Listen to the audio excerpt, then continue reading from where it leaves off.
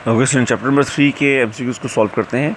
First question आपको नज़र आ रहा होगा, क्वेश्चन आप पढ़ लिया होगा। इसमें जो ऑप्शन आपका ए है वो राइट है, क्योंकि अगर 19 और 20 को प्लस करें तो ये 39 बनता है, और अगर एक इलेक्ट्रॉन को माइनस कर दिया जाए तो चूँकि चार्ज प्लस नज़र आ रहा है, इसका मतलब एक इलेक्ट्रॉन कम हो गया, तो एटॉमिक नंबर 19 से 18 इलेक्ट्रॉन्स हो गया। ठीक है,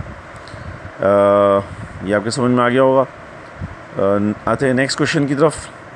नेक्स्ट क्वेश्चन को अगर आप देखें तो इसमें आपको दिए हुए मुख्तलिफ ऑर्बिटल्स दिए, उन ऑर्बिटल्स की identical shape but different in their orientation. तो इसका जो आंसर है वो ओरिएंटेशन, क्योंकि ये तीनों ऑर्बिटल्स जो हैं वो डीजेनरेट ऑर्बिटल्स हैं, लेकिन इनकी ओरिएंटेशन डिफरेंट होती है। एक्स, वाई और जेड एक्सिस पे इनकी एक्सिस डिफरेंट होती है, इसलिए इसका जो राइट आंसर है वो इनकी ओरिएंटेशन है। ठीक है बेटा, थर्ड क्वेश्चन पे आते हैं।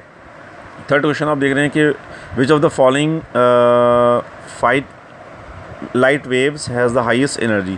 इनमें से हाईएस्ट एनर्जी किसकी होगी? तो याद रखिएगा, सबसे ज़्यादा जो हाईएस्ट एनर्जी है वेव्स की वो एक्स रेज़ की होती है। एक्स रेज जो है सबसे ज़्यादा एनर्जी जो है वो शो करती हैं as compare ultraviolet, infrared और विजिबल रेज के मुकाबले में। ठीक है, नेक्स्ट क्वेश्चन तो चलते हैं। क्वेश्चन नंबर 4 अभी आपके सामने आ जाएगा।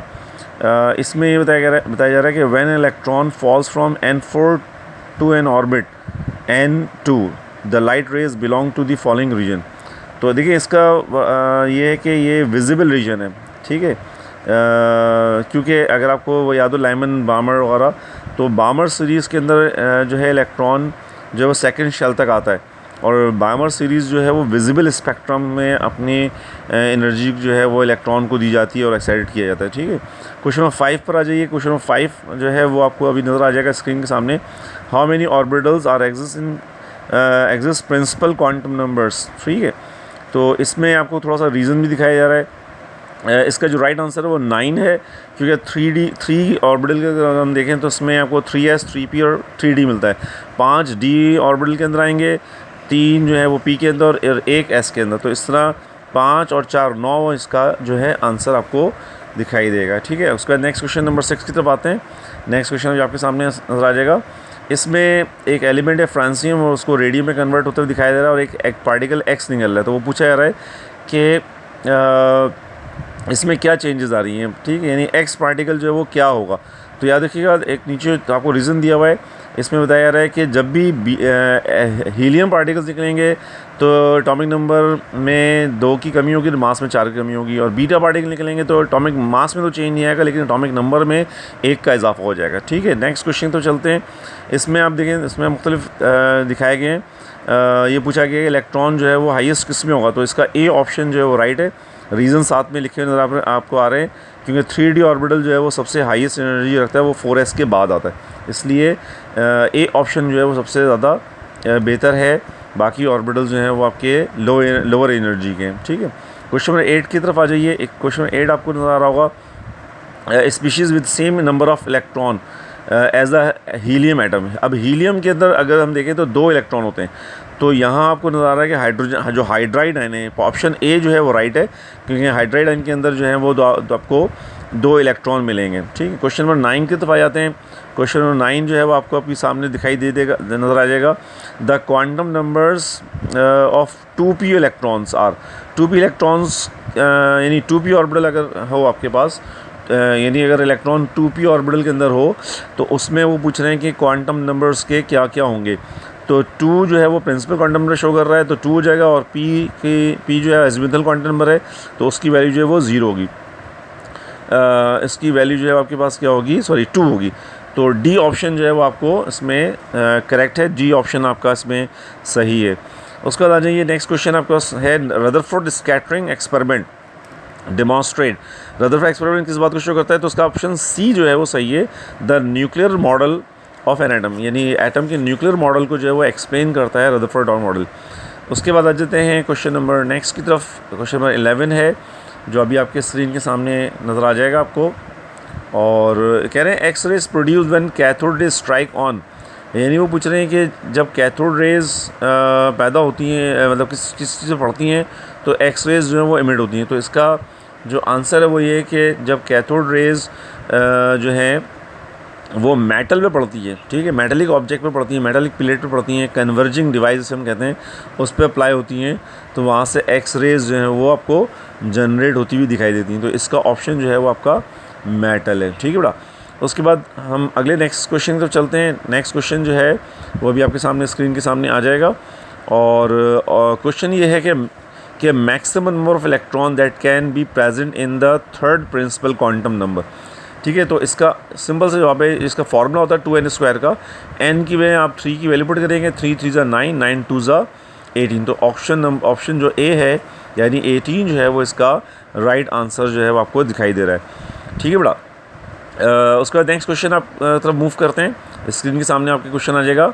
पूछा जा रहा है कि मोस्ट पेनिट्रेटिंग रेडिएक्टिव रेज कौन सी हैं। सबसे ज़्यादा जो रेडिएक्टिव रेज जो पेनिट्रेट करती हैं वो आपके पास जो हैं वो याद रखिएगा गैमा रेज होती हैं, ठीक है। उसकी वजह उनकी स्पीड होती है। तो याद रखिएगा जिस पार्टिकल की स्पीड ज़्यादा होगी वो ज़्यादा पेनिट्रेट करेगी, क्योंकि गैमा रेज जो है वो स्पीड ऑफ लाइट से चलती हैं, इसलिए उसकी जो पेनिट्रेटिंग पावर है वो दूसरों से बहुत ज़्यादा होती है, ठीक है। नेक्स्ट क्वेश्चन तो चलते हैं। क्वेश्चन 14 है जो आपके स्क्रीन सामने आ जाएगा। अभी आप देखिएगा, emission spectrum obtain when transition of electron occurs, यानी एमिशन स्पेक्ट्रम कब बनता है, जब इलेक्ट्रॉन की ट्रांजिशन हो रही होती है। अब याद रखिएगा, एमिशन स्पेक्ट्रम उस वक्त बनता है जब इलेक्ट्रॉन जो है वो हमेशा हाई एनर्जी से लोअर एनर्जी तरफ आएगा। अगर इलेक्ट्रॉन हाई एनर्जी से लोअर एनर्जी तरफ आएगा तो ऑब्वियसली यहाँ से इलेक्ट्रॉन जो है वो एनर्जी को एमिट करेगा और उसका स्पेक्ट्रम एमिशन स्पेक्ट्रम बनेगा। तो इसका आंसर जो है वो 3 to 1 की तरफ है, यानी ए ऑप्शन इसका सही है। क्वेश्चन नंबर 15 तो आते हैं। Which electronic level would allow the hydrogen atom to absorb photon but not to emit photon, ठीक है। वो पूछें कौन सा ऑर्बिटल ऐसा है या कौन सी एनर्जी लेवल है जो फोटोन तो एब्जॉर्ब करेगा लेकिन फोटोन रिलीज़ नहीं करेगा। तो याद रखिएगा इसका जो राइट आंसर है वो 1s है, क्योंकि 1s में जब इलेक्ट्रॉन होता है तो इलेक्ट्रॉन एनर्जी एब्जॉर्ब कर सकता है, फोटोन एब्जॉर्ब कर सकता है, रिलीज़ कभी नहीं करेगा, क्योंकि 1s से नीचे कोई लेवल नहीं है। ओके, नेक्स्ट क्वेश्चन है। Which one of the following series line is found in the ultraviolet region. तो अल्ट्रा वायलेट रीजन के अंदर याद रखिएगा जो आपके पास सीरीज़ होती है वो होती है आपके पास कौन सी, देखिए मैंने आपको बताया था लाइमन, बामर, पास्टन, ब्रैकेट, ट्रिप। लाइमन सीरीज़ जो है वो अल्ट्रा वायलेट को शो करती है, बामर जो है वो विजिबल को, और इसी तरह इंफ्रारेड और फार इंफ्रारेड। तो इसमें लाइमन आपका राइट आंसर होगा, ठीक है बेटा। अब आ जाए नेक्स्ट क्वेश्चन में। Nuclei which have same number of neutrons but different number of proton, ठीक है। वो कौन से न्यूक्लियाई जिनके सेम न्यूट्रॉन, तो न्यूट्रॉन अगर सेम है तो याद रखिए आइसोटोन्स, टोन्स न्यूट्रॉन्स से निकलता है, तो आइसोटोन्स का मतलब जिनमें न्यूट्रॉन सेम हो लेकिन प्रोटॉन्स डिफरेंट हो, तो इसे आइसोटोन कहा जाता है, और आइसोटोन इसका जो है वो बिल्कुल राइट आंसर आपको मिलेगा। नेक्स्ट क्वेश्चन तो चलते हैं। Atoms of different elements having identical mass, देखिए मास का कहते हैं बार कहते हैं वज़न को, ठीक है, आसान लफ्ज़ों में। तो आइसोबार, जिन ऐसे एलिमेंट्स जिनका मास सेम हो उनको हम आइसोबार कहते हैं, यानी जिनका एटॉमिक मास जो है वो सेम हो जाए किसी वजह से, तो उनको हम आइसोबार्स कहते हैं। तो आइसोबार इसका जो है राइट आंसर है। उसके बाद नेक्स्ट क्वेश्चन तो चलते हैं। Which of the following does not obey the ऑवर्स प्रिंसिपल, कौन सा जो है वो ऑवर प्रिंसिपल को फॉलो नहीं कर रहा।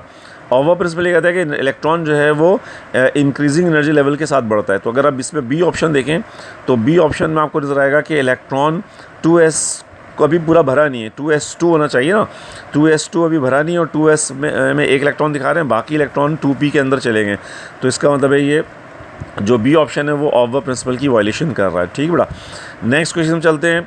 When l is equal to the possible m value, अगर l की वैल्यू जो है वो आपके पास 2 है तो उसकी m की वैल्यू क्या होंगी। तो ये आपको फार्मूला याद होगा, 12+1 का फार्मूला होता है जिसको हम अप्लाई करेंगे। तो ये बी ऑप्शन का जो है राइट है, जिसमें आपको 5 वैल्यूज नजर आ रही हैं, 0 +1 +2 -1 और -2 की वैल्यूज जो है आपको दिखाई दे रही होंगी, ठीक है बेटा। नेक्स्ट क्वेश्चन तो चलते हैं। आपके स्क्रीन के सामने दिखाई दे जाएगा, अभी क्वेश्चन आपके सामने आ जाएगा। When an element emits alpha radiations it loses.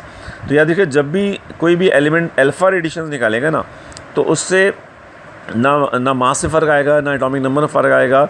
जैसे पिछले क्वेश्चन में देखा था आपने बीटा पार्टिकल्स या हीलियम पार्टिकल्स जो हैं वो एमिट हो रहे थे, तो ऐसा नहीं होता, बल्कि एनर्जी में फ़र्क आता। तो याद रखिएगा, जब भी गैमा रेज निकलेंगी तो एनर्जी में चेंजेस आती हैं, एनर्जी में फ़र्क आता है। ठीक है बेटा, नेक्स्ट क्वेश्चन चलते हैं। Isotope of hydrogen with radio activity property. ठीक है, तो ये आइसोटोप का जो थर्ड आइसोटोप है ट्रिटियम, वो रेडिएटिव प्रॉपर्टी शो करता है। तो याद रखिएगा, अमूमन देखा गया है कि वो एलिमेंट्स जिनमें प्रोटॉन और न्यूट्रॉन में डिफरेंस आ जाए, एक बिग डिफरेंस आ जाए, जैसे इसमें ट्रिटियम में 2 न्यूट्रॉन हैं और 1 प्रोटॉन है, तो अगर डिफरेंस पैदा हो जाए, न्यूट्रॉन प्रोटॉन में ज़्यादा फ़र्क आना शुरू हो जाए, तो फिर वो एलिमेंट्स रेडियो एक्टिव होना शुरू हो जाते हैं। ठीक है, आई होप कि ये वीडियो आपको पसंद आई होगी। ठीक है, क्वेश्चन नोट कर लीजिएगा।